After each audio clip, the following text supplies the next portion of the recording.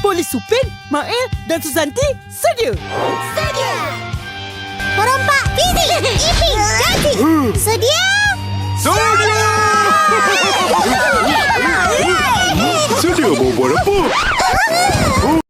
Kita kena sedia untuk lari. Jangan ditangkap polis. Faham? 2, 3 tentera. Nak lari mana?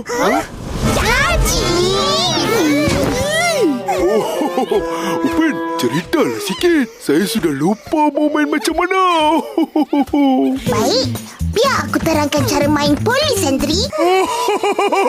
Marvelous, marvelous. Tengah padang yang luas ni adalah kawasan polis sentri, iaitu polis penjaga keamanan. Pondok mainan tu adalah penjara. Perompak yang ditangkap polis kena duduk dalam penjara tu hingga diselamatkan oleh rakan mereka dengan sip tangan.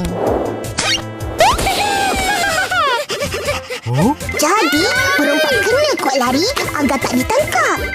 Di sana tu, kawasan sepadan bergaris pasir ialah kawasan selamat.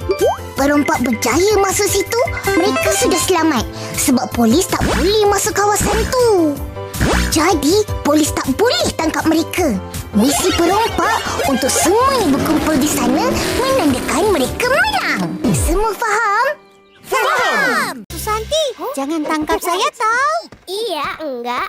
Aku akan melindungi kamu sampai di tempat yang aman. Mana boleh macam tu? Kalahlah kita nanti.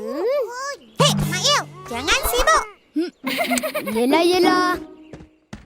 Polis Supin, Mael dan Susanti sedia. Sedia. Perompak Fizik, Iping, Janji. Sedia? Sedia! Sedia mau buat apa?